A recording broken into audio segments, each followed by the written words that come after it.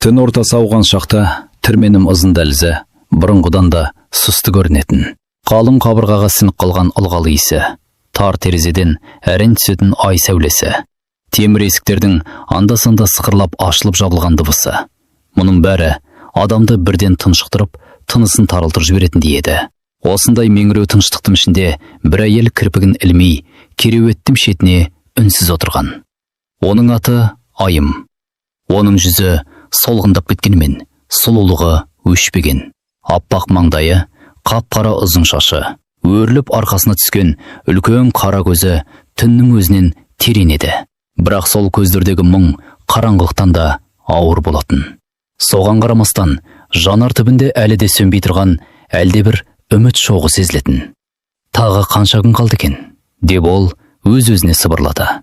Қасындағы кереуетте жатқан жасы егілу әйел бұған басын бұрды. «Сен күн санап жүрсің бе тағы?» деді ол бәсең үнмен. Айым ауыр күрсінді. «Күнде емес, сағатты санап жүрмін», деді ол көзін төмен түсіріп. «Кейде бір күн бір жылдай өтіп кетеді». «10 жыл аз уақыт емес», деді әлгі әйел. «Көп адам 10 жылда үмітінен де айырылады». Айым сәл жымиғандай болды. «Мен үміттен айырылсам, мұнда баяғыдағы өліп кетер едім». Сол сәтте дәліз жақтан күбір естілді. «Мынау күйеуін өлтірген әйел ғой». «Иә, босанатын күні де таяп қалыпты» дейді. Бұл сөздер Айымға жаңалық емес еді. 10 жыл бойы ол күйеуін өлтірген әйел деген атпен өмір сүрді. Оның шын аты Барын, жүрегі барын, ана екенін, кезінде арман қуған студент болғанын, бұл қабырғалар ұмытқалы қашан. Айым көзін жұмды. Күйеуін өлтірген әйел. Сырт көзге солай. Ал шындық ше? Шындықты кім сұрады? Шындықтың дауысы кейде сот залындағы қағаз сыбдырының астында көмір қалады емес пе?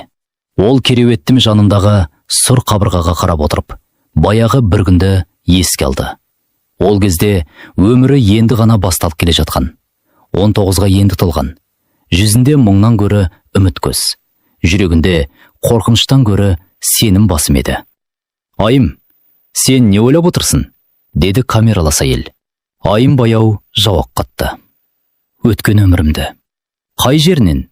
«Басталған жерінен», деді ол. Адамды құлатқан тағдырды түсіну үшін, оны алдымен қай жерде бақытты қылғанын еске алу керек екен. Осылайша оның ойы жылдар пердесін түріп, өзін 19 жасқа қайта алып кетті. Айым 19 жасында сұлу еді. Тіпті сұлу деген сөздің өзі оның болмысын толық жеткізе алмайтын. Оның сұлулығы тек ақ жүзінде немесе тізесіне жетер қара шашында емес, ешкімге дауыс көтермей сөйлейтін сабырында, үлкен қара көзіндегі тереңдікке, артық күлмей-ақ жылулық сыйлайтын байыттылығында жататын. Қалаға оқуға келген сол күндер әлі күнге дейін оның жадында анық сақталған. Қолында бір ғана сөмке, жүрегінде мың түрлі үміт, бірақ иығында бала кезінен жиналған ауыр мұң бар еді. Әке-шешесі ерте қайтыс болған соң, ол өмірдің таяғын өзгелерден ертерек жеді.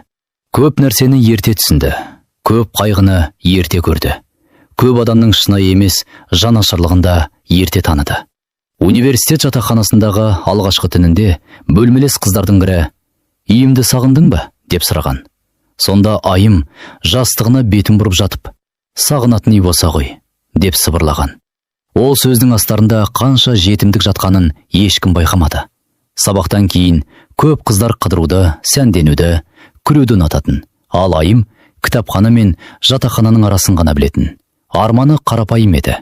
Оқуын жақсы бітіру, мұғалім болу. Бір күні өз үйінің төрінде ешкімге жалтақтамай шай ішу. Ол үшін үй деген сөз қабырға мен шатырдан бұрын қауіпсіздік пен мейірімді білдіретін. Бір күні аудиториядан шығып бере жатқанда, оның қолындағы кітаптары жерге түсіп кетті. Жел де қатты еді. Парақтары ұшып, дәліздің әр жеріне шашылды. «Тоқта, мен жинап берейін», деген ер адамның дауысы естілді. Айым жалт қарады. Оның алдында бұрын бірер мәрке сырттай көрген жігіт тұр екен. Орта бойлы, жүзі жылы, қара торы, көзінде сабыр бар. Ол еңкейіп, шашылып қалған дәптерлерді ұқыптап жинап берді. «Рахмет», деді Айым, қысқа ғана. «Сен үнемі асығып жүресің бе? Деді жігіт жымиып. Уақытым аз. Атың кім? Айым. Мен Ержанмын. Сол сәттегі таныстық тым қарапайым еді. Бірақ кейде тағдыр адам өмірін күрт өзгертетін жандарды дәл осындай жай сәттерде жолықтырады. Ержан кейін оның қасынан жиі көріне бастады. Асханада, кітапханада, аялдамада. Бірақ оның өзгелерден айырмасы, ол орынсыз сөйлеп, жасанды әзіл айтып, Айымды мазаламады. Қайта, ол қыздың тыныштығын бұзбай, тек алыстан түсінуге тырысатын. Бір күні университет ауласында жалғыз отырған Айымға жақындап келіп, «Сенің көзіңде бір терең мұң бар», деді. Айым бірден тіксініп кетті. «Мұндай сөзді бәрін айта бересің бе?» «Жоқ, тек көріп тұрғанымды айттым. Адамның көзіне қарамау керек кейде». «Неге?» Айым аспанға бір қарап алды. Кей көзден адам өзін көріп қояды. Өзінен қашып жүрген жанға ол ауыр. Ержан үнсіз қалды. Біраздан соң жай ғана, «Мен де ата-анамнан ерте айырылдым», деді. Сол сәтте Айым алғаш рет оның жүзіне ұзақ қарады.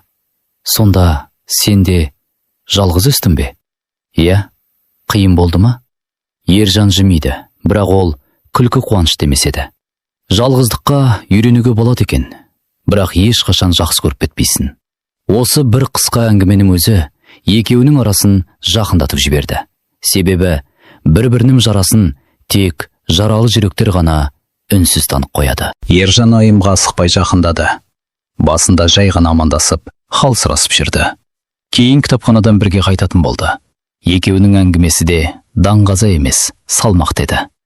Олар өмірдің жеңіл жағын емес, ауырын көбірек түсінетін. Сондықтан бір-біріне анау сезімі де сыртқы қызығушылықтан емес, жан жарасын түсінуден басталды. Бір күні жаңбырлы кеште аялдамада екеуі ұзақ тұрып қалды. Аспан шайдай ашылар түрі жоқ. Автобуста кешігіп жатыр. Айналада адам аз. «Сен жаңбырды ұнатасың ба?» деп сұрады Ержан. «Бұрын ұнатпайтынмын», деді Айым. «Қазір ұнатамын». «Неге өзгердім?» «Өйткені жаңбыр жауғанда жұрттың бәрі асығады. Ешкім ешкімге қарап үлгермейді. Сондайда адам өзім көзге түспей жүргендей сезінеді». Ержан үнсіз тыңдады. «Ал сен неге үнемі жалғыз жүресің?» деді ол. Айым иығын көтерді. «Жалғыздық маған таңдау болған жоқ. Әдет болып кетті». «Әдетті өзгертуге болады. Бәрі бір өзгермейтін нәрселер бар». «Мысалы?» Айым кідірді. «Әкеге шешем қайта келмейді. Балалық шағым қайта келмейді. Кей адамдардың жаны қайта жеңіл болмайды». Ержан оған тік қарады. «Ал жүрек ше?» «Не жүрек? Жүрек қайта сенуге келе ме?» Бұл сұраққа Айым бірден жауап бере алмады. «Білмеймін», деді ақырында.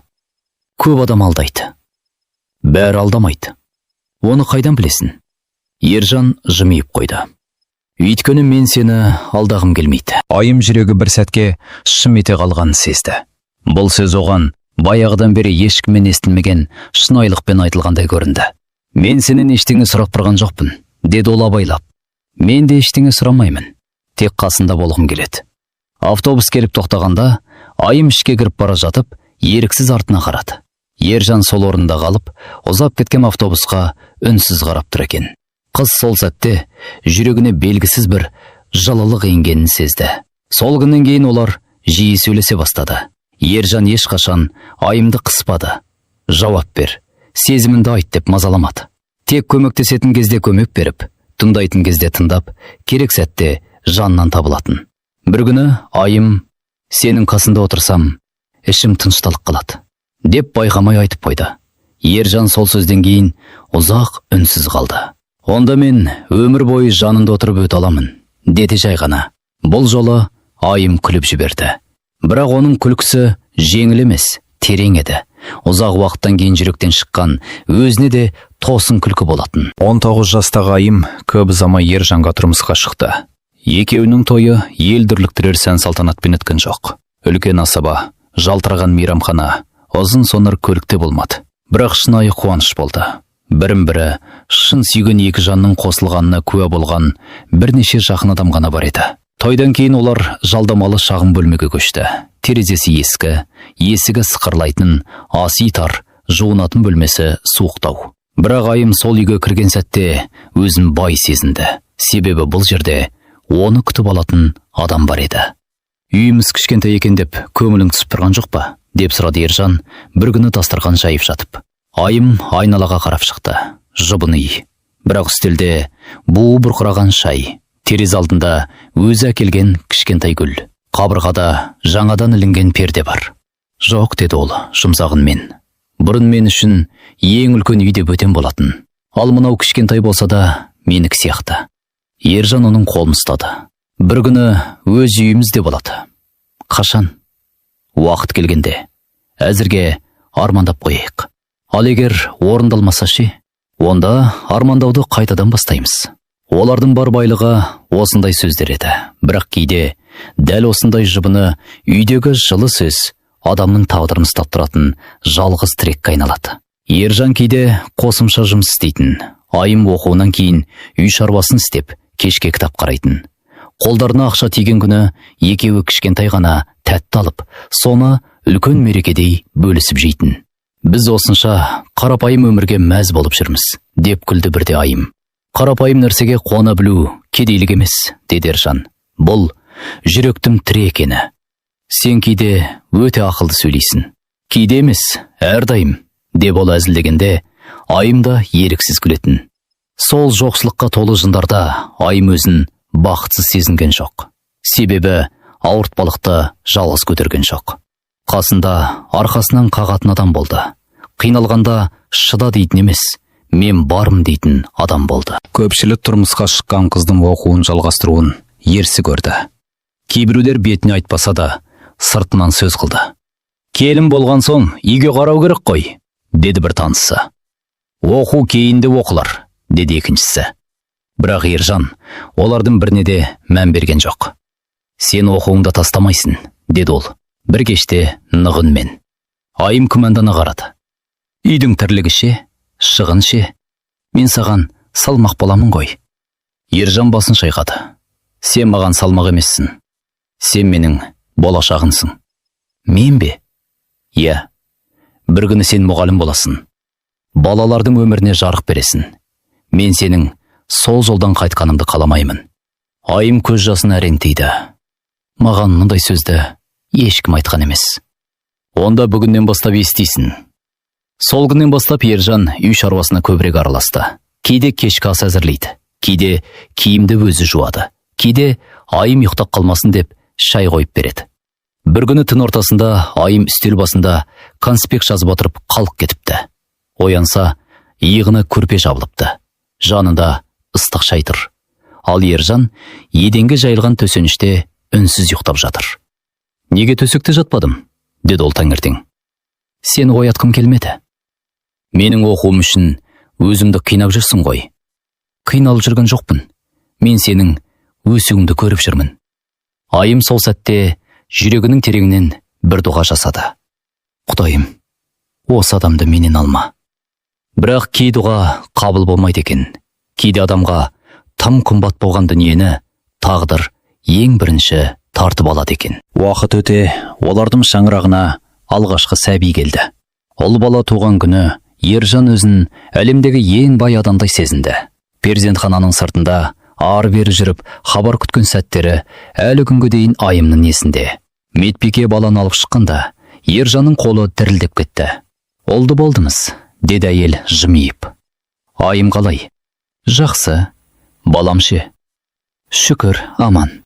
Ол жана туған нәрестені алғаш қолына алғанда ұзақ үнсіз қалыпты. Көзінен еріксіз жас шықты.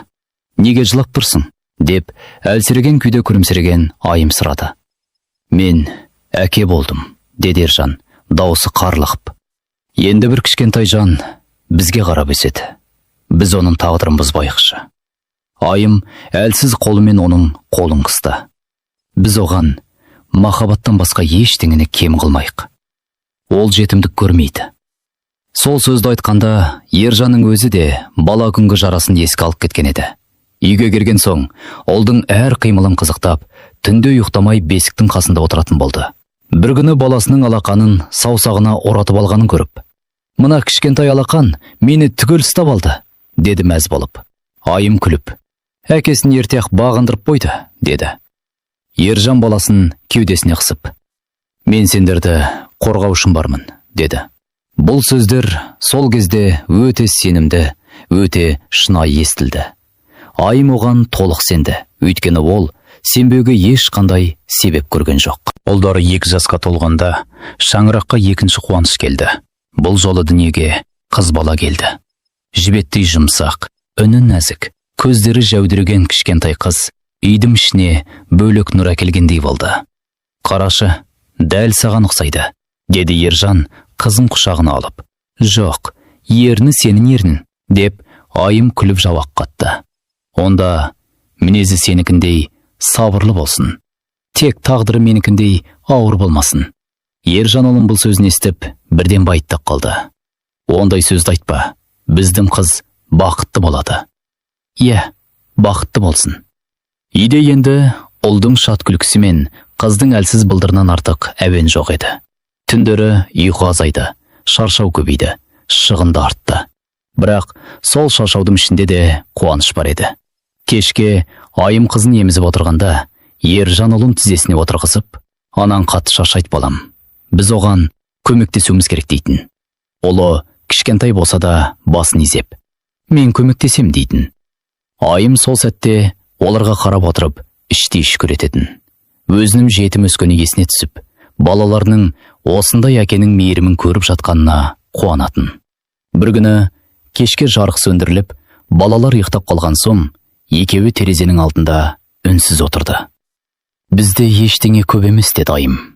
Бірақ ең керегі бар, деді Ержан. Не? Бүтіндік. Ол кезде екеуі шынымен бүтін еді. Жоқшылық сындыра алмады. Жалдамалы үй жалықтырмады. Күнкөрістің қиындығы да махаббаттың жылуын өшіре алмады. Айым университеттегі оқуын тастамай, бар күшін салып жүріп, диплом алды. Сол күні ол қолына куәлігін ұстап тұрып, біразға дейін сөйлей алмай қалды. Себебі бұл жай ғана қағаз емес еді. Бұл оның өзіне, тағдырға, жоқшылыққа, жетімдікке қарсы алған кішкентай жеңісі болатын. Міне мұғалім апай, құтты болсын, деді Ержан гүл ұсынып. Айым көзіндегі жасты сүртіп, бұл сенімді дипломын, деді. Неге менікі? Өйткені мені жолдан тайдырмай алып шыққан сен болдың. Ержан күліп, жоқ, мен тек қасында жүрдім, ал жүрген өзіңсің. Мектепке алғаш жұмысқа тұрған күні Айым ерекше толқыды. Таңнан бері бірнеше рет айнаға қарап, шашын түсіп, киімін қайта-қайта реттей берген. Қорқыптысың ба, деді Ержан. Иә. Неден? Балаларға ұнай алмай қаламын ба, деп. Балалар сенің жүрегіңді бірден сезеді. Шында да солай болды. Айымның жұмсағыны, байсалды қалпы, түсіндіре сөйлейтін әдеті кішкентай оқушыларға бірден жақты. Сабақтан кейін бір оқушы қыз жанына келіп, апай, сіз өте әдемісіз дегенде, Айым жүрегі елжіреп кетті. Кешке үйге келіп соны айтып еді, Ержан жымиып. Ол қыз дұрыс айтыпты, бірақ сенің сұлулығың түріңде ғана емес, мінезіңде, деді. Сен кейде мені тым мақтап жібересің. Өйткені мен мақтайтын адамды таптым. Сол күндері Айым өзін толыққанды әйел сезінді. Сүйген жары бар, 2 баласы бар, қолма алған мамандығы бар, үйі болмаса да үміті бар. Қалтасы жұқа болса да жүрегі бай. Ауылда Айымның бала күннен бірге өскен көрші құрбысы бар еді. Оның аты Салтанат. Екеуі кішкентайынан бір-біріне сүйеу болды. Әке шешесі ерте кеткенде, Айым ең көп сырын осы Салтанатқа айтқан. Уақыт өтіп, бірі қалада, бірі ауылда қалса да, арадағы байланыс үзілмеді. Жазда балаларын ертіп, ауылға барған сайын, Айым Салтанатпен ұзақ сырласатын. Екеуі баяғы бұлақ басына барып отыратын. Самал жел шаштарын тербеп, алыстан қойдың маңырағаны естіліп тұратын. Сен өзгеріп кетіпсің, деді бір күні Салтанат оған ұзақ қарап. Қалай? Бұрын көзінде тек мұң болушы еді. Қазір мұңмен бірге тыныштық бар. Ержанның арқасы шығар. Ол сені шын қадірлей ме? Иә, кейде мен өзімді оған лайық емеспін бе деп қорқамын. Олай айтпа, сен де бақытқа лайықсың. Айым үнсіз жымиды. Мен бұрын бақыт деген сөз өзіме келмейтіндей көретінмін, деді ол. Қазір кейде қорқамын. Осынша тыныштық ұзаққа созылама деп. Қорықпа, Адам жақсы күннен де қорқса, өмірдің сәні қашады. Білмеймін. Мен кейде біреуді қатты жақсы көріп қалсам, міндетті түрде жоғалтып алатындай сезінемін. Салтанат оның иығына қолын қойды. Әр адам бірдей кетіп қала бермейді. Айым сол сөзге сенгісі келді, бірақ жүрек кейде алдын ала қауіптеніп қояды екен. Сезіктің де өз шындығы болады екен. Өмір кейде адамға ең ауыр соққыны ең жай күннің ішінде береді. Сол күнде бастапқыда ештемесімен өзгеше болмаған. Ержан таңертең әдеттегідей асығыс шай ішіп отырды. Ұлы аяқ киімін таба алмай жүгіріп жүр. Қызы анасының орамалына жармасып күлкісін төгіп тұр. Кешке ертерек келем, деді Ержан киіне жатып. Балаларды серуенге алып шығамыз. Кешікпе, деді айым. Кешіксем де сен ренжіме. Неге олай айтасың? Жай айтыптын, деп ол жымиып, әйелінің маңдайынан сүйді. Сол сәтте айым оның жағасын түзеп тұрып, жолым болсын, сақ жүр, деді. Мен бармын ғой, қорықпа. Осы сөз оның аузынан соңғы рет шыққанын айым қайдан білсін.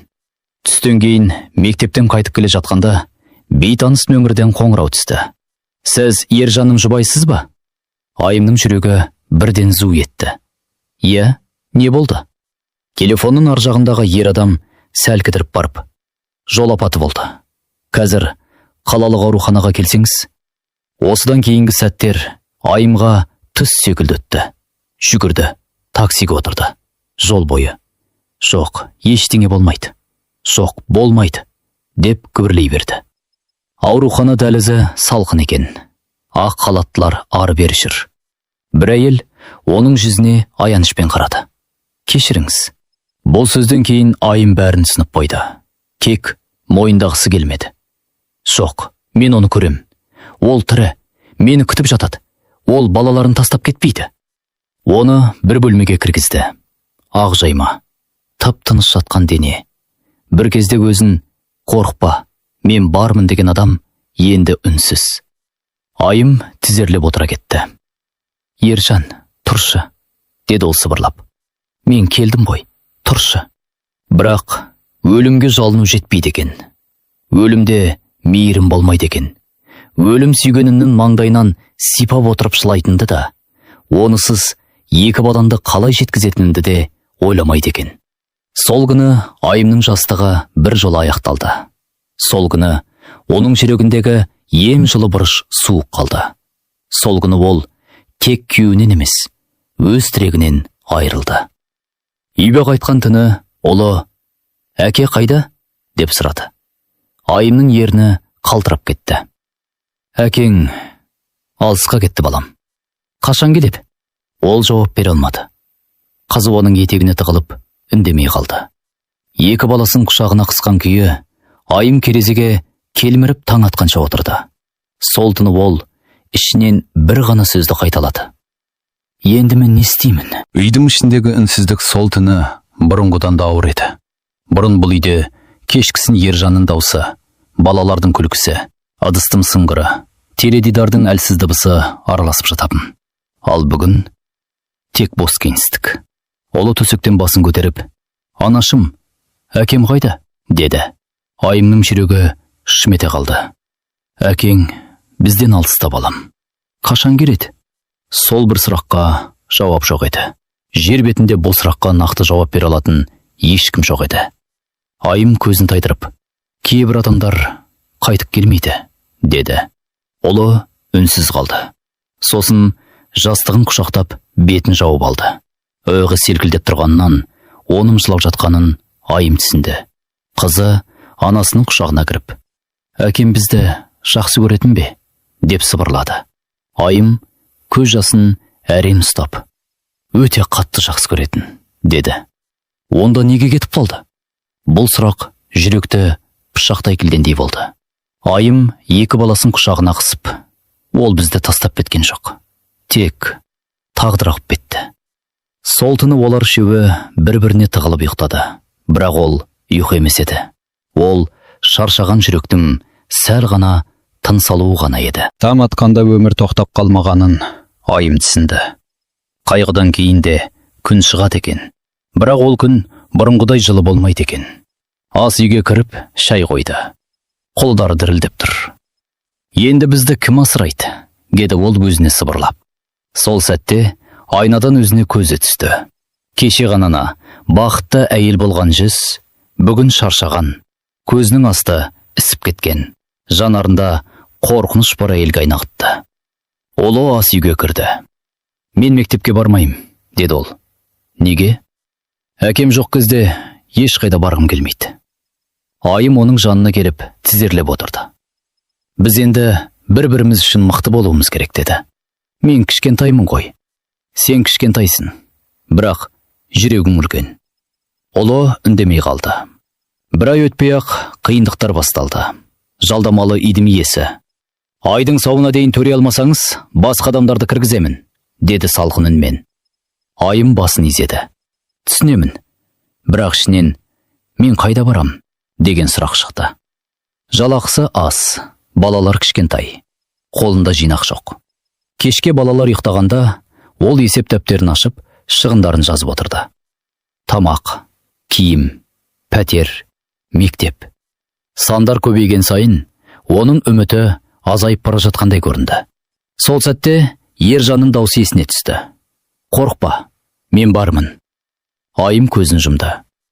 Сен жоқсың ғой енді, деді сыбырлап. Сол сөзбен бірге оның иығына бүкіл өмірдің салмағы түскендей болды. Күндер бір-біріне ұқсас өтіп жатты. Таңертең балаларды дайындау, мектепке бару, кешке үйге асығу. Бірақ енді бәрі ауыр. Сабақ үстінде бір оқушы. Апай, сіз жылап тұрсыз ба? Деді.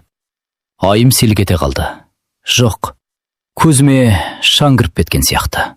Бірақ шын мәнінде оның жанарына тек шаң емес, мұң кірген еді. Кешке қызы. Анашым, сен неге күлімдемейсің? Деді. Айым өзін зорлап, жымиып. Күліп тұрмын ғой. Жоқ, бұрын басқаша күлетін едім. Бұл сөз жүрегіне ауыр тиді. Мен әлде күле алам, деді ол. Тек сәл уақыт керек. Ішінен мен қайта күле аламын ба, деп сұрады. Бір күн ауылдан салтанат келді. Есіктен кірген бетте айымды құшақтап, үнсіз жылап жіберді. Сен қатты жүдеп кетіпсің. Жақсымын. Жоқ, сен мықты болып көрінуге тырысып жүрсің. Екеуі ас үйде отырып ұзақ сөйлесті. Қайта тұрмысқа шығу туралы ойламадың ба? Деді салтанат абайлап. Айым басын шайқады. Мен әлі Ержанды ұмыта алмаймын. Ұмыту керек емес.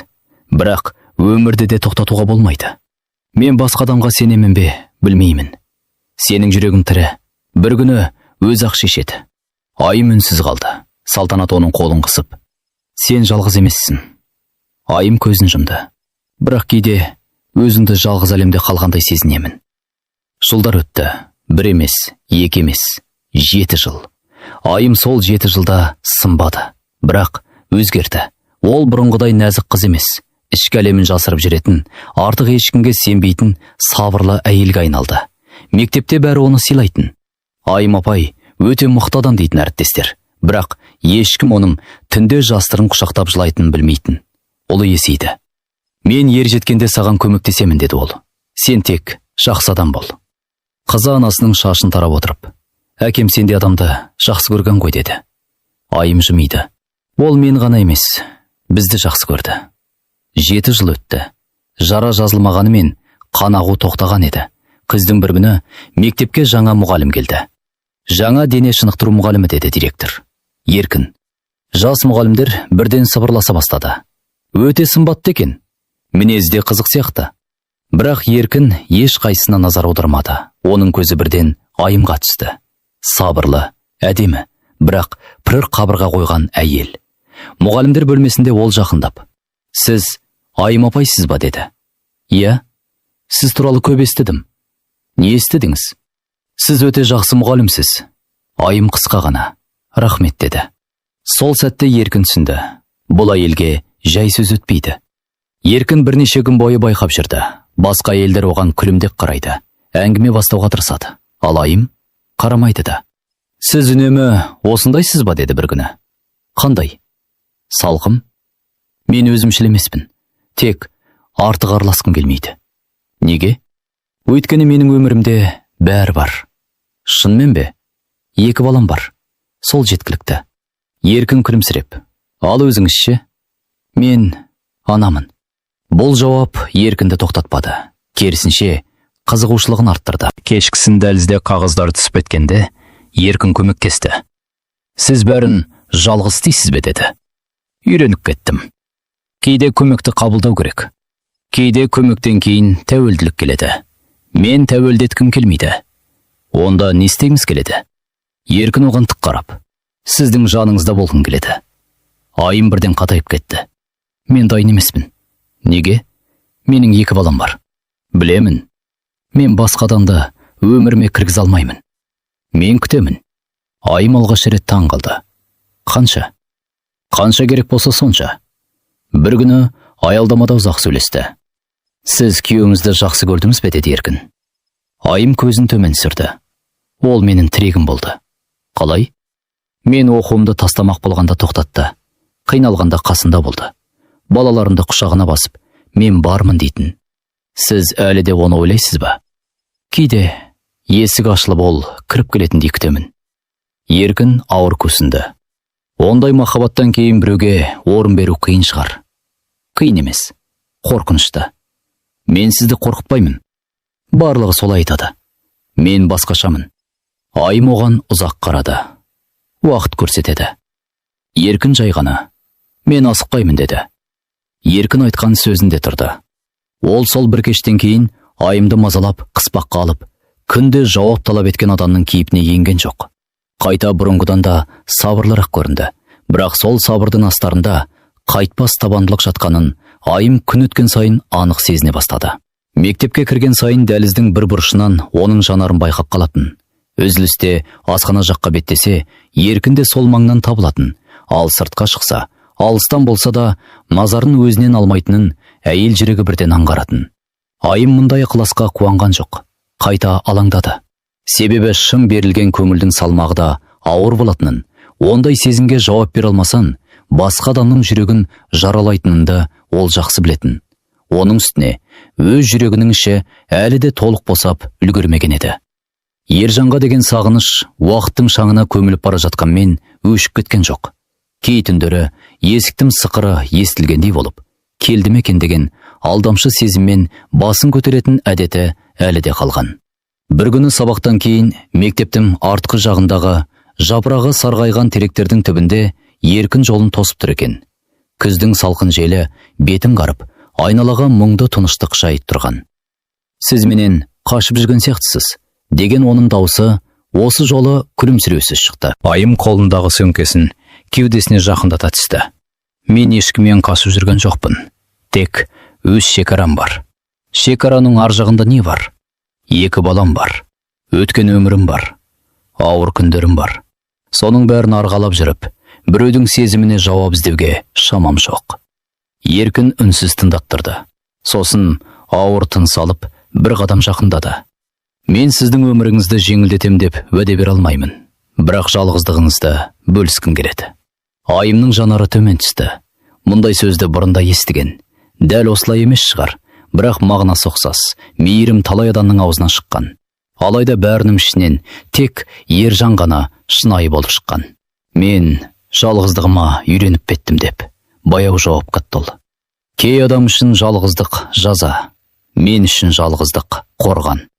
Еркін осы сөзді ұмытқан жоқ. Сол күннен бастап ол айымды жаулап алуға емес, оның қорғанының сыртында үнсіз күтуге көшті. Бұл күту бір аптаға да, бір айға да созылмайтынын ол іштей білгендей еді. Мектеп деген бір ғана білім ордасы емес, талай тағдырмен, талай мінез тауысатын шағын әлем. Онда бәрі де бір-бірінің жүріс-тұрысын байқап жүреді. Бәрі де біреудің бір ауыз сөзіне мағына іздеп, біреудің жанарынан жұмбақ оқығысы келеді. Сондықтан Еркіннің айымға көңіл ауғанын ұжымда сезіп үлгерді. Жас мұғалім қыздар шай үстінде сыбырласып, бір-біріне жұмбақ жымиып отыратын. Еркін ағай, неге үнемі Айым апайдың жанында жүреді? Бәлкім ұнатып қалған шығар. Айым апай ондай кісіге қарамайды ғой. Осындай сөздердің біріші Айымның да құлағына жетті. Ол мұндай әңгімеден қысылды. Адамның іші қанша сабырлы болғанымен, сыртқы сөз кейде ойламаған жерден жүрекке қадалады. Әсіресе жұрт сені өзінен артық қалқылап отырса, жаның қиналады. Бір күні мұғалімдер бөлмесінде жалғыз отырған сәтінде жас әріптестердің бірі еркедей сөйлеп: «Айым апай, сізге Еркін ағай шынымен ғашық сияқты», деп күлді. Айым қаламын үстелге қойып, қызға тіке қарады. Мұндай сөзді жеңіл айтпаған дұрыс. Қыз ыңғайсызданып қалды. «Кешіріңіз, мен жай...» Адамның жүрегі ойыншық емес. Кімнің кімге не сезетінін сырттан болжап күлудің керегі жоқ. Осы жауаптан кейін бөлме ішін үнсіздік басты. Айым ондай сөздерді ұматпайтынын бәрі түсінді. Бірақ ғайбат та, сыбыр да тоқтай қоймады. Өйткені жұрттың қызығы өз тірлігінен гөрі өзгенің тағдырын бақсылау. Ал Еркін мұның бәріне назар аудармайтын. Ол тек бір нәрсені ғана ойлайтын: айымды қалай өзіне қарату емес, оның жүрегіндегі қатып қалған мұзды қалай еріту. Бұл жолда оған сұлулығы да, тартымдылығы да, өзге әйелдердің назар аударуы да көмектеспейтінін сезді. Өйткені айымды көзбен емес, жанмен ғана ұтуға болатын еді. Қараша айының бір суық күнінде мектептегі жиналыс кеш аяқталды. Қараңғылық ерте түсіп, ауладағы ағаштардың көлеңкесі ұзарып кеткен. Айым сыртқа шыққанда, қақпа жақта Еркін көлігінің жанында тұр екен. Оның жүзінде асығыстық жоқ, тек күткен адамның сабыры ғана байқалады. «Үйімізге дейін жеткізіп салайын». «Керегі жоқ, автобуспен-ақ барам». Бұл уақытта автобусты күтіп тұру қиын. Балаларыңыз да күтіп отырған шығар. Осы сөз айымды тоқтатты. Ол Еркінге қарады. «Сіз менің балаларымды жиі айтып жүрсіз. Өйткені сіз өзіміз туралы сөйлегенде де ойыңыздың түбінде солар тұрады». Айым алғаш рет оның бұл байқағыштығына таң қалды. Екеуі көлікке отырды. Жол бойы ұзақ үнсіздік орнады. Кек көше шамдарының жарығы әйнектен сырғып өтіп жатты. Біраздан кейін айым ауыр тыныс алып, терезе жаққа қарап сөйледі. «Менің ұлым әкесін шатты сағынады. Сырт көзге білдірмейді, бірақ кейде түнде оянып кетеді. Қызым кішкентай кезінде көп түсінбейтін, қазір түсіне бастады. Кейде екеуі де ештеңе сұрамай-ақ тек көзіме қарап тұрады. Сол жанарлардың алдында мен өзімді кінәлі сезінем». «Неге кінәлі сезінесіз?» деген Еркіннің даусы жұмсақ шықты. «Өйткені мен оларды толық отбасыда өсіре алмадым. Өйткені мен кейде шаршап кетемін. Өйткені анада пенде ғой, бәріне бірдей тас болып тұра алмайды».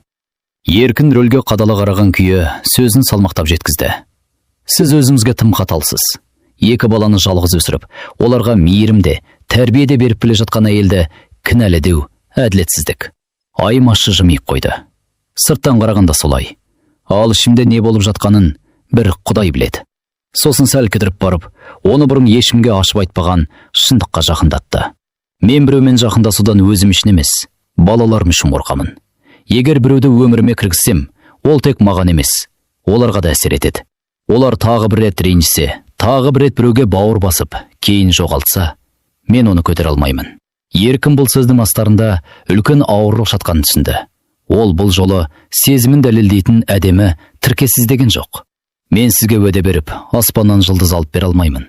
Бірақ бір нәрсені білемін. Сіздің балаларыңызды қабылдамай, сізді сүйемін деу жалғандық болар еді».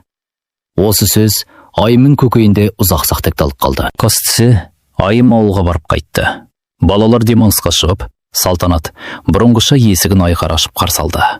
Ауылдың ауасы бөлек, қардың иісі бөлек, самауырдың буы бөлек еді.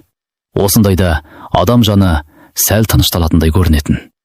Екеуі кешке дейін әңгімелесіп, балалар сыртта асыр салып ойнап жүргенде, үй ішінде ескі естеліктер мен жаңа күдіктер қатар өрілді.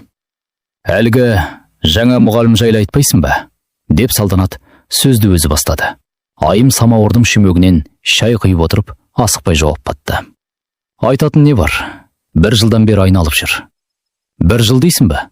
Онда бұл жай әуестік емес екен». «Бәлкім. Өзіне қаратты ма?» «Қарап тұр, бірақ менің жүрегім бірден ашыла салатын қақпа емес». Салтанат айымға ұзақ қарап отырды. Содан кейін даусын бәсеңдетіп, әр сөзін ойланып айтты. «Құрбым, мен саған бір нәрсе айтайын. Кей еркек басында тым жақсы болып көрінеді, тым сабырлы, тым қамқор, тым төзінді. Бірақ оның бәрі кейде өз дегеніне жеткенше ғана созылады. Айым тостағанның ернеуін сипап отырып қалды. Сен Еркін туралы жаман ойлап отырсың ба? Жоқ, мен оны танымаймын. Кек сені жақсы білемін.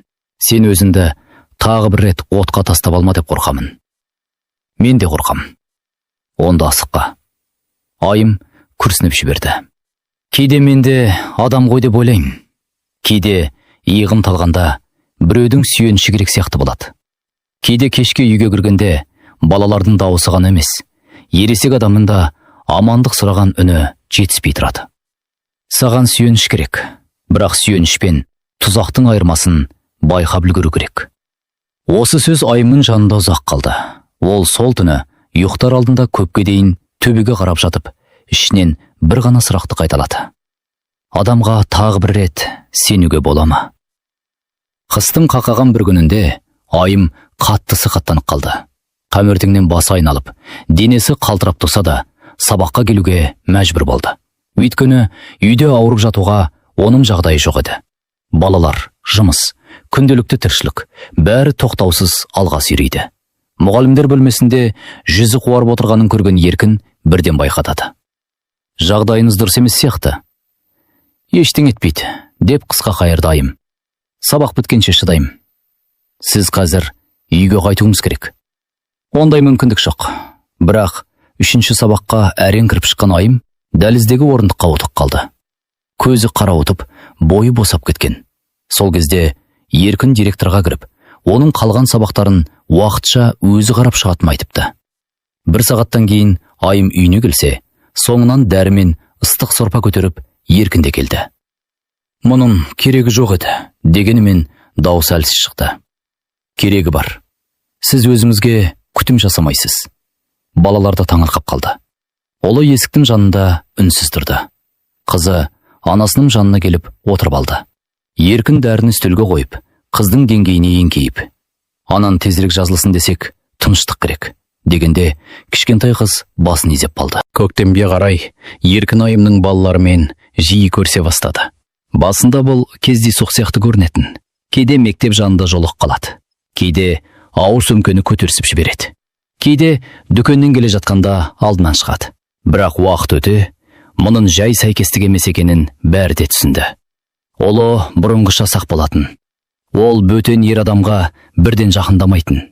Әкесінің орнын ешкім баса алмайтынын бала жүрегі анық білетін. Қызы болса сырттай қарақшытап, бірде күліп, бірде тығылып қалатын. Бір күні аулада балалар велосипед айдап жүргенде қыз құлап қалды. Тізесі сыдырылып, жылап жіберді. Еркін қасына жүгіріп барып, топырағын үрлеп тазалап, сабырмен жуатты. Батыр қыздар бұлай жыламайды деп емеспін деп жымиды ол. Бірақ батыр қыздар тез тұрып кетеді. Қыз жылағанын басып, көз жасын жеңімен сүртті. Мен батырмын ба? Әрине, сен анаң ақсайсың ғой. Қыз сол сәтте алғаш рет оған шынайы қарағандай болды. Кешке ұлы анасынан сұрап қалды. Ол кісі сізге неге көмектесе береді? Айын сәл тосылып қалды. Өйткені жақсы адам шығар. Ұлы біраз ойланып отырды. Ол әкем емес қой. Иә, әкең емес. Онда бізге неге жақын жүр? Бұл сұрақтың жауабы оңай емес еді. Айым ұлының шашынан сипап қойды. Кейде адамдар бір-біріне жайдан жай жақсылық жасағысы келеді. Ол көп ештеңе айтпады. Бірақ оның жанарында сақтықтың көлеңкесі әлі де бар еді. Айым осыны көріп, жүрегі тағы да ауырлап кетті. Өйткені балалардың жүрегіне бөтен адамды жақындату, өз жүрегіңді тәуекелге тігуден де қиын болатын. Уақыт өте. Еркіннің табандылығы мен сабыры Айымның қорғанын шынымен әлсірете бастады. Ол енді Еркінді тек әріптес, не жай таныс ретінде емес, кешікпей-ақ халіңді сезетін, ауырсаң жаныңнан табылатын, балаларыңа дауыс көтермейтін, сөзіне салмақпен қарайтын адам ретінде көрді. Бір күні көктемнің мамыражай кешінде екеуі мектептен бірге шықты. Айналаға жаңа бүр жарған ағаштардың иісі тарап, аспан қызғылт сәуле құйып тұр еді. Осындай тыныш мезетте адамның жүрегі де жұмсара түседі ғой. Еркін ұзақ үнсіз жүрді. Сосын кенет тоқтап, Айымға тіке қарады. Мен сізді күтіп жүрмін. Бұны өзіңіз де білесіз. Мен бір сәттік әуестікпен жүрген жоқпын. Сізді де, балаларыңызды да ойламай, бір қадам басқым келмейді. Бірақ бұлай белгісіз күйде қанша жүретінді де білмеймін. Сізден қазір шешім сұрамаймын. Тек бір нәрсені анық білгім келеді. Жүрегіңізде маған мүлде орын жоқ па? Айым сол сәтте қатты қиналды. Өйткені шын жауап жоқ емес еді. Егер жоқ болса, бәрі әлде қашан жеңіл болатын еді. Бірақ жүрек қақпасының ар жағында әлде бір аяныш, әлде бір сенім, әлде бір баяу жылылық пайда бола бастаған. Мен, деп бастады ол, бірақ сөзін жалғастыра алмай қалды. Егер мүлде орын болмаса, мен шегінемін. Сізге тыныштық беремін. Бірақ үміт болса, соған сүйеніп өмір сүрер едім. Айым жанарын төмен түсіріп, өте баяу сөйледі. Үміт бар шығар. Бірақ мен әлі де қорқамын. Еркіннің жүзі сол сәтте жеңілденіп кеткендей болды. Бірақ ол қуанышын асыра көрсеткен жоқ. Мен сіздің қорқынышыңызбен де бірге жүруге дайынмын. Осы кештен кейін олардың арасы ресми түрде айтылмағанымен өзгерді. Айым алғаш рет еркінге толық есік ашпаса да, табалдырықтан аттауға рұқсат берді. Бұл шешімнің астарында жалғыздықтың шаршауы да, әйел жүрегінің мейірімге зәрулігі де, балаларға әкелік жылу керек шығар деген үміт те бар еді. Арада айлар өтіп, Айым ақыры еркінге тұрмысқа шығуға келісім берді. Бұл шешім оған оңай келген жоқ. Әр түні ойланып, әр таң сайын күмәнданып, әр баласының жүзіне қарап, тағы да толғанып шықты. Бірақ тіршілік деген жалғыз сағынышпен өтпейтінін, өмірдің жалғасуы үшін адам кейде жаңа соқпаққа қадам басуға мәжбүр болатынын ол түсінді. Үлкен той болмады. Айым ондай даураны қалатты емес. Оның жүрегі жалаулатып қуанып кеткен жоқ. Қайта тым сабырлы, тым абай күйдеді. Ақ орамал таққанда да, кеудесінде қуанышпен қатар, әлде бір түсініксіз ауырлық жатты. Әйел жүрегі кейде тіл жетпейтін сезіктерді алдын ала біліп қоятын сияқты. Салтанат ауылдан келіп, құрбысының қасына отырып ұзақ қарады. Жүзімге тыныштық аз сияқты, деді. Мен бақытты болуға үйренуді ұмытып қалған шығармын, деп Айым әлсіз жымиып қойды. Жоқ, сен тек бақыттан қорқып қалғансың. Еркін алғашқы күндері өте жұмсақ, өте қамқор болды. Үйге келгенде балалардың халін сұрайды, керек заттарды өзі алып келеді. Айымға ауыр шаруа жасатпауға тырысады. Кешкі дастархан басында үйде ер адамның үні қайта естілген соң, балалар да біртіндеп жаңа тәртіпке бейімделе бастағандай көрінді. Бір кеште Айым ас үйде шай құйып жатып, өз-өзінен ойланып қалды. Мүмкін расында да мен өмірге екінші мүмкіндік берген шығармын. Мүмкін бұл жолы бәрі жақсы болар. Дәл осы бәрі жақсы болар деген үміт адамның ең әлсіз жері еді. Өйткені үміт бар жерде адам күдігінің үнін естімей қалады. Үйленгеннен кейінгі алғашқы айлар расында жақсы өтті. Еркін Айымды жұмыстан күтіп алады. Балаларды саябаққа барады. Үйге керек жөндеу жұмыстарын реттейді. Ол оның сабағын сұрап, қызының суретін мақтап, отбасының бір бөлігі болуға барынша тырысқандай әсер қалдырды. Кейбір кештерде төртеуі бірге шай ішіп отырып, бұрын ұмыт болған тыныш көріністер қайта оралғандай болатын. Қызы күліп отырып, Еркінге суретін көрсетеді. Ұлы тым ашылып кетпесе де, баяғыдай тіксінбей қарай бастады. Айым мұның бәріне қарап, іштей тәубе етті. Бір күні түнде балалар ұйықтап қалған соң, ол керез алдында үнсіз тұрды. Еркін қасына келіп тоқтады. Не ойлап тұрсың? Білмеймін. Жай ғана үйдің іші тыныштық қойғанына қарап тұрмын. Бұл тыныштық ұнай ма? Ұнайды. Бірақ кейде қатты ұнаған нәрседен қорқамын. Неге? Өйткені мен бақыттым ұзаққа созылатынына бірден сене алмаймын. Еркін оның ойғына қолын қойды. Бұл жолы бәрі басқаша болады. Осы сөз сол сәтте сенімді естілді. Айым да соған сенгісі келді. Себебі адам жаңа өмір бастағанда өз қолымен құрған шаңырақтың қайта құлауын ешқашан ойлағысы келмейді. Ол әрбір жылы сөзді шын деп қабылдағысы келеді. Әрбір қамқорлықтың артында жасырын есеп жоқ шығар деп сенгісі келеді. Міне, дәл сол сенімнің үстіне кейін күмәннің қара көлеңкесі жайыла бастады. Жамандық кейде айқайлап келмейді. Ол әуелі өте ұсақ нәрседен басталады. Байқалмайтын реніштен, мағынасыз сұрақтан, орынсыз көңіл-күйден басталады. Айым сон алғашында андамады, не аңдағысы келмеді. Бір күні мектептегі жиналыс сәл кеш аяқталып, игі әдеттегіден жарты сағат кешігіп келді. Есікті ашса, Еркін дастархан басында үнсіз отыр екен. Кешігіп қалдым, жиналыс ұзақ болды, деп айым сырт киімін шешіп жатып түсіндірді. Еркін бірден жауап қатпады. Телефонын неге көтермедің? Дыбыссызда қалып кетіпті. Жиналыс шынымен болды ма? Осы бір ауыз сөз айымды селк еткізді. Оның үні қатты шықпаса да, астарында күмән бар еді. Нені меңзеп тұрсың? Ештеңе меңзеп тұрған жоқпын, сұрап тұрмын. Мен саған есеп беретін адам емеспін. Еркіннің жүзі сол сәтте сәл суып кетті. Мен тек уайымдадым. Уайым мен күмәннің арасы бөлек болады. Сол түні әңгіме осымен тоқтады. Бірақ осы қысқа диалогтың өзі үй ішіне көзге көрінбейтін бір жарықшақ түсіріп кеткен еді. Келесі жолы ол жас әріптесімен дәлізде сөйлесіп тұрғанда, Еркін алыстан қабағын түйіп қарап тұрды. Тағы бір күні. Ана мұғалім саған неге тым жақын сөйледі? Дегендей сұрақ қойды. Әуелде мұны айым жеңіл қызғаныш деп қабылдады. Тіпті маған мән беретін шығар деп өзін алдарқатқан сәті де болды.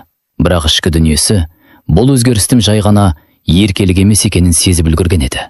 Сол күннен бастап оның жүрегінде үнсіз дабыл қағыла бастады. Бірақ ол дабылды ол әлі анық тыңдамады. Өйткені әйел адам кейде отбасын сақтау үшін өз сезігін әдейі естімеген болып жүреді. Өйткені ол шындықтың тым ауыр болып шығуынан қорқады. Уақыт өткен сайын Еркіннің мінезіндегі бұрын көмескі көрінген қара көлеңкелер айқындала бастады. Әуелде жай ғана сұрақ секілді естілген сөздер енді есеп сұрағандай шығатын болды. Бұрын уайымға ұқсап көрінген қарау енді аңдуға айналды. Ал алғашқы кезде мен сені ойлап жүрмін деген тіркеске сиіп кеткен ықылас. Бірте-бірте сен қайдасың, кімменсің, неге кешіктің деген танымсыз күмәннің қабырғасына айналды. Айым осы өзгерісті сезді, әрине сезді. Бірақ алғашында оны өзіне де, өзгеге де мойындағысы келмеді. Өйткені екінші шаңырағының шайқала бастағанын мойындау, өз тағдырының тағы да бір рет күйрегенін мойындаумен бірдей еді. Ал ол мұндай шындықты жүрегіне жолатпауға тырысты. Бір күні кешкі ас үстінде телефон шыр ете қалғанда, айым орнынан тұрып, сынып жетекшісі хабарласып тұрған соң, дәлізге шығып сөйлесті. Оралса, Еркіннің жүзі түнеріп біткен. Кім екен деген сұрағы жай ғана қызығушылықтан туған жоқ. Ата-аналардың бірі баласының ертеңгі сайысқа қатысатынын айтып жатыр. Түнге таман ата-ана саған неге хабарласады? Мен сынып жетекшімін, әр уақытта хабарласуы мүмкін. Бәріне сен ғана керексің бе? Осы сөздің астары айымға бірден ұнамады. Ол ыдыс аяқты жинап жүріп, сабырын сақтауға тырысты. Еркін, әңгімені орынсыз ұлғайтпа. Мұнда да тұрған не бар? Маған бәрі бар сияқты. Айым үнсіз қалды. Бірақ сол үнсіздіктің ішінде жүрегі суып сала берген. Себебі күмәнмен қарайтын еркектің көзі бір рет өзгерсе, ол бұрынғы қалпына сирек түсетінін өмір талай дәлелдеп қойған. Ал балалар болса, осы өзгерісті сезіп жүргенмен оның атын қоя алмайтын. Үйдегі ауа қалыңдап, дауыстар қысқа, қадамдар сақ, күлкі сирек болып кеткен. Қызы кейде анасының етегіне себепсіз жабыса береді. Ұлы дастархан басында сөзге араласпай, тамағын тез ішіп, бөлмесіне кіріп кетеді. Балалар ештеме түсінбейді деп ойлау, үлкендердің өз-өзін алдауы ғана. Бала жүрек үй ішіндегі салқындықты тілсіз ақ таниды. Еркіннің ашуы енді тек айымға ғана емес, балаларға да тие бастады. Әсіресе ұл бала өскен сайын, оның бойындағы қайсарлық пен ішкі қарсыласу ер адам көзіне бататын тәріздеді. Бір күні ұлы мектептен кешім кіріп келіп, аулада доп ойнағанын айтты. Сол сәтте Еркін тарс өзгеріп шыға келді. Саған бұл үйде тәртіп керек емес пе? Қайда жүрсің сен? Аулада болдым дейді. Сағатқа қарамайсың ба? Мен алысқа кеткем жоқ. Маған қарсы сөйлеп тұрсың ба енді? Ұлдың егі дірілдеп кетті. Айым бірден араға түсті. Баламен бұлай сөйлеспе. Түсіндірсең болды ғой. Сен араласпа. Ер бала тәртіппен өсу керек. Тәртіп басқа, қорқыту басқа. Осы сөзден кейін еркін үндемей қалған мен, жанарында қатаю бар еді. Ал бала сол күннен кейін оның көзіне тік қарамайтын болды. Бұрынғыдай анасымен еркін күліп сөйлеспейді. Әр сөзін өлшеп айтатын күйге түсті. Қызы да үй ішінде секемшіл тартып бара жатты. Қасық түсіп кетсе, сел кетіп, ұрыспай ма? Деп бірден анасына қарайды. Киімін жай ғана ауыстырып жүріп те сыртқа жалтақтайды. Айым осыны көрген сайын іштей құсаланды. Ол екінші рет тұрмыс құрғанда ең алдымен балаларына сүйеніш, жылу, қорған іздеген еді. Ал енді сол үйдің өзінде балалары сақтанып жүргенін көріп, өз таңдауына күйіне бастады. Бір кеште қызы анасының жанына келіп, шашын жай ғана сипап отырып, «Анашым, бұрын біздің үй жарық сияқты еді», деп сыбырлап қалды. Қазір қараңғы боп кеткендей. Осы бір ауыз сөз Айымның жүрегіне тас болып түсті. Үйдің шамы сол қалпы жанып тұр. Керезе де сол, дастархан да сол. Бірақ баланың жүрегі сезген қараңғылық электр жарығымен өлшенбейтін еді. Көп ұзамай еркін Айымды тек сөзбен ғана емес, ісімен де қыса бастады. Телефонына қайта-қайта қоңырау шалады. Жауап бермесе, қабағы қатайып шыға келеді. Мектептен шыққан сәтіне дейін есеп сұрайды. Тіпті кейде алдын ала айтпай, қақпа түбінде үнсіз күтіп тұратын болды. Алғашында Айым мұны тосын қамқорлыққа жорып, өзін алдағанмен, уақыт өте бұл мінездің астарында сенім емес, бақылау жатқанын айқын түсінді. Бір күні ол салтанатпен кафеде отырып сөйлесіп жатқан. Ауылдағы құрбысы қалаға шаруамен келіп, екеуі 2-3 сағатқа ғана басқасқан еді. Әңгіме балалардың жайы, тұрмыс, өткен күндер туралы болып жатқан. Сол сәтте есік ашылып, ішке еркін кірді. Оның көз қарасы да, жүрісі де жай амандасу үшін келген адамға ұқсамады. «Осында екенсің ғой», деген үні суық шықты. Айым бірден ыңғайсызданып қалды. «Құрбыммен отырмын. Саған айтпақ едім, бірақ уақыт таппадым ба?» Салтанат бәрін іштей түсініп отырды. Ол үндемей ғана Айымға қарады. Бұл қарастың ішінде мен айтқанмын деген өкініш те, өзіңді жоғалтпа деген ескерту де бар еді. Үйге қайтқан соң үлкен ұрыс шықты. Еркін үсті-үстіне сұрақ жаудырып, бір сәтке де тоқтамады. Айым шаршағанын, жай ғана құрбысымен отырғанын қанша түсіндірсе де, ол тыңдауға емес, айып тағуға келген адамдай көрінді. «Сен маған айтпай сыртта отыра беретін болғансың ба? Мен қылмыс жасап отырған жоқпын. Маған солай көрінбейді. Сенің көзіңе бәрі күмән болып көрінеді». Осы сөзден кейін еркін үстел үстіндегі кілтті тарс еткізіп қойды. Балалар бөлмеде үнсіз қалды. Үйдің ішіне үрей қайта жайылды. Айым сол түні көз ілмей шықты. Оның жанына бір ғана ой маза бермеді. Бұл адам күннен күнге шектен шығып бара жатыр. Кейде жамандықты ана жүрегі басқа бәрінен бұрын сезеді. Айым да соңғы кездері қызының өзгергенін байқай берді. Бұрын ол ашық күлетін, қуыршағын көтеріп жүріп әндететін, анасына жабысып алып еркелейтін. Ал енді қыздың көңілі алабұртып, кей сәтте тұнжырап қалады. Кейде жалғыз бөлмеде отырғысы келмейді. Кейде тіпті еркін үйге кіргенде бірден үнсізденіп, анасының жанынан ұзамауға тырысатын болды. Алғашында Айым мұны үй ішіндегі жалпы салқындықтың әсері деп ойлады. Бірақ уақыт өте бұл жай мінез өзгерісі емес екенін сезді. Бір күні түнде қызы жылап оянып, анасының төсегіне келіп кірді. Дене қызу жоқ, бірақ денесі қалтырап тұр. «Не болды жаным?» деп Айым оны бауырына басты. Қыз бірден жауап бере алмады. «Түс көрдің бе?» Қыз басын изегендей болды. Бірақ көзі басқа бір қорқынышты айтып береді. Сол күннен бастап Айым қызына ерекше мұқият қарай бастады. Киім ауыстырғанда иығына, қолына көз жүгіртеді. Бөлмеде қайда отырғанынан дейді. Қыздың көзіндегі үрейді ұмыта алмайды. Бірақ бала кейде қорыққан нәрсесін анық айтып бере алмайды ғой. Әсіресе ол нәрсенің атын айтуға өзі де ұялып, жүрегі қысылып тұрса. Бір күні түсте сабақтан ертерек босап, Айым үйге күтпеген уақытта келді. Есікті ашқан сәтте үй іші тым-тырс еді. Ұлы мектепте, өзі жұмыста болуы керек. Қызы бөлмеде демалып қалды деп ойлаған. Бірақ дәл сол тыныштықтың ішінде әлсіз бір жылаған үн құлағына жетті. Ана жүрегі сол мезетте бірден суып кетті. Сөмкесін табалдырыққа тастай сала ішке ұмтылды. Сол бір сәтті ол кейін талай рет есін алды. Уақыт тоқтап қалғандай болды. Бөлме іші тарылып, ауа жетпей кеткендей болды. Қызының қорланғандай, қорыққандай, үні тұншығып шыққан жылауын естігенде, оның бойындағы ана атымен аталатын ем жабайы, ең қасиетті күш бірден оянды. Айым бөлмеге кіргенде көрген көрінісін ол өмір бойы ұмыта алмады. Оның кішкентай қызы бұрышқа тығылып, көз жасы төгіліп, үрейден қатып қалған. Ал еркіннің қимылынан, қалпынан, баланың жүзіндегі қорқыныштан бәрі бірден түсінікті болды. Бұл жерде түсіндіру сұрамайтын, күмән қалдырмайтын, ана жүрегін тірідей өртейтін шындық тұрған еді. «Қолыңды тат!» деген айқай оның кеудесінен емес, жанының түбінен шықты. Еркін жалт бұрылды, бірақ ол бір сәтке де кеш емес еді.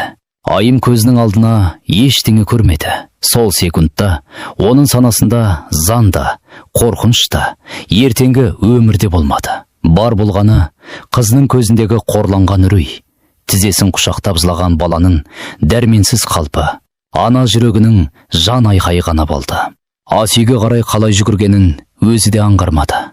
Қолына бірінші іліккені ауыр шойын табы. Ол қайтадан бөлмеге ұмтылғанда, дүниедегі барлық дыбыс өшіп, тек өз жүрегінің тарсылы ғана қалғандай еді. «Жақындама!» деген дауыс өзінікі ме? Әлде көктен түскен үкім бе? Оны да ажырата алмады. Сол сәтте еркін бір адым жасағандай болды. Айым табаны бар күшімен сермеп қалды. Бұл алдын ала ойластырылған әрекет емес еді. Бұл өлтіру ниетінен туған қимыл емес еді. Бұл баласын қорғау үшін жан шыратылған ананың санасыз қарсылық еді. Ауыр таба еркінің басына тиіп, ол сол орнында селк етіп барып, жерге құлады. Бәрі бір секундта болды, бірақ сол бір секунд Айымның бүкіл өмірін екіге бөліп тастады. Қызының жылауы күшейіп кетті. Айым қолындағы табаны жерге түсіріп алды. Ол жердегі адамның қимылсыз жатқанын көргенде, қол аяғы мұздап сала берді. «Тұр!» деп сыбырлады ол. «Тұр орнынан!» Бірақ жерде жатқан дене қозғалған жоқ. Сол сәтте Айым өз қолымен жасаған қасіреттің салмағын сезінді. Бірақ сол салмақтың ішінде бір ғана шындық жарқ етіп тұрды. Егер ол сол сәтте ара түспесе, қызының тағдыры мәңгіге қараңғыланып кетер еді. Сол оқиғадан кейінгі минуттар Айым үшін анық емес, тұман сияқты сақталды. Ол ең әуелі жылап тұрған қызын құшағына қысып, қайта-қайта «Қорықпа, анаң қасында, енді ешкім тиіспейді» деп жұбатуға тырысты. Бірақ өзінің даусы да дірілдеп тұрды. Баланың денесі қалшылдап, жүрегі дүрсілдеп соғып жатты.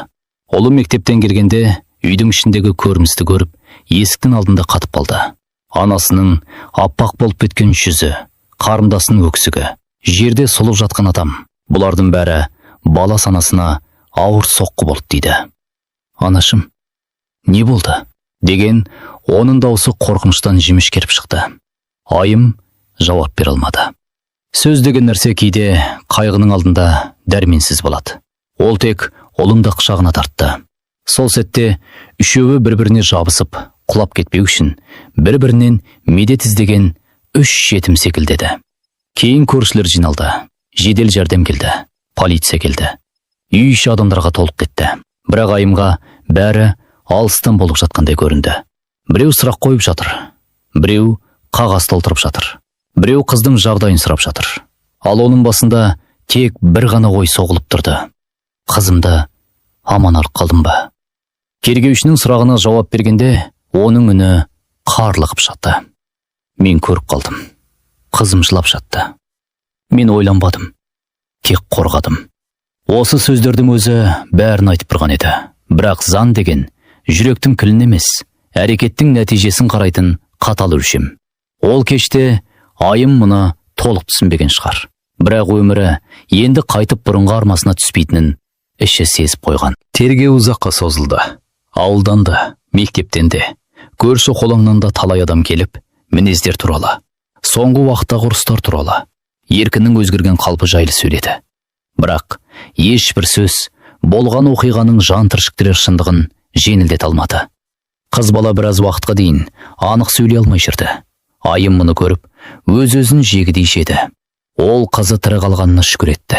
Бірақ баланың жанындағы жараның қанша уақыт жазыларын ешкім айта алмайтын. Сот күні келгенде залға кірген Айым өз өмірінің қасіреті қағазға айналып, баптарға бөлініп, ресми сөздерге сыйып кеткенін көрді. Бұл да адамды бөлек күйретеді екен. Сенің жаныңды қақ айырған тағдыр біреулер үшін жай ғана іс материалы болып көрінеді. Судья сұрақ қойды. Прокурор айыптау сөзін айтты. Қорғаушы оның ана ретінде баласын қорғау үшін әрекет еткенін түсіндіруге тырысты. Бірақ Айымға бұл дауыстардың бәрі көмескі жетті. Ол тек бір кезде қызын іздеді. Қыз анасына қарай алмай, басын төмен салып отыр екен. Олы болса тістеніп, көзіндегі жасын көрсетпеуге тырысып отыр. Сіз бұл соққының өлімге әкелуі мүмкін екенін білдіңіз бе? Осы сұрақ қойылғанда Айым біраз үнсіз қалды. Сосын өте баяу тіл қатты. Мен ол сәтте өрімді ойлаған жоқпын. Мен ол сәтте тек қызымды ойладым. Оның көзіндегі қорқынышты көрдім. Ана болмаған адам сол сәтті түсінбейді. Зал іші тынышы қалды. Сот ақырында үкім шығарды. Ұзақ жылға бас бостандығынан айыру жазасы тағайындалды. Сол сөз оқылғанда Айым жанынан бір бөлшек суырылып алынғандай күй кешті. Бірақ өзі үшін емес, балалар үшін. Тағы да балалар үшін. Олар енді екінші рет анасыз қалмақ. Сот залынан шығарда қызы ақыры орнынан атып тұрып дірілдеген үнмен «Анашым!» деп жылап жіберді.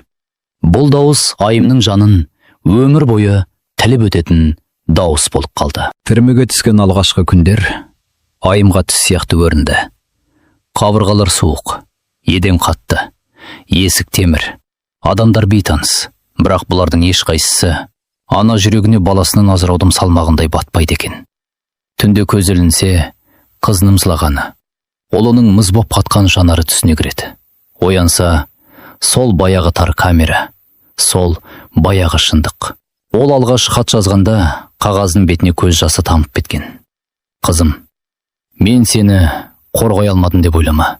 Сол күні менің жаным сенің жаныңмен бірге күйіп кетті. Ұлым, сен анаңа өкпелеме. Мен сендерді аман сақтап қалғым келді. Балаларда ара-тұра хат жолдаттырды. Әуелгі хаттарда көп сөз жоқ еді. Тек сағыныштың салмағы ғана болатын. Анашым, біз сені күтеміз. Мен сабағымды жақсы оқып жүрмін. Қарындасым кейде үндемей қалады. Сен келетін күнді санап жүрміз. Осындай қысқа сөйлемдердің өзі Айымға тұтас бір жыл өмір сүруге медет болатын. Камерадағы өзге әйелдер кейде үмітін ерте жоғалтатын. Кейбірінің артын іздейтін адамы қалмаған. Кейбірі өз тағдырын қарғап біткен. Ал Айым өзін жоғалтуға еріп бермеді. Өйткені оның сыртта қалған екі үміті бар еді. Ол құлап кетсе, сол үміттерді сөніп қалатындай көрінетін. Сондықтан ол түрмеде де аналығын сақтап қалуға тырысты. Хат жазды, дұға етті. Ішінен балалармен сөйлесті. Әр көктем келгенде, биыл олар қаншаға өсті екен деп ойлады. Әр қыста үстері бүтін жүрмекен деп уайымдады. Темір тор ананың денесін ғана ұстаттырады екен. Жүрегін ұстай алмайды екен. Жылдар бірінен соң бірі өте берді. Айымның қара шашына ақ түсе бастады. Шезіндегі жастықтың нұры солғындады. Бірақ оның көзіндегі үміт әлсін-әлсін қайта жанатын. Әсіресе балаларынан хат келген сайын қызы біртіндеп қайта ашыла бастапты. Олы ер жетіпті. Бір хатында ол: «Анашым, мен сені түсінемін. Бұрын бәрін ауыр қабылдадым. Қазір өзімде ер азамат болып келе жатқан соң, сол күнгі жағдайды ойласам, сенің не күйде болғаныңды сеземін. Біз сені кінәламаймыз». Осы хатты оқығанда Айым жылады. Бұл кешірімнің жасы емес. Жүрегіндегі 10 жылдық ауыр жүктің аздап жеңілдеген сәтінің жасы еді. Қызы да кейінірек былай деп жазыпты: «Анашым, мен сені күтемін. Сен келсең, мен кішкентай кезіндегі қорқынышымды толық ұмытпасам да, өзімді жалғыз сезінбеймін». Осы екі хат Айымның жанын аман алып қалды десек артық болмас. Ол кейде камераның тар терезесіне қарап отырып, көк аспанның кішкентай ғана қиығынан бостандықты елестететін. Сол аспанның астында оның балалары жүр.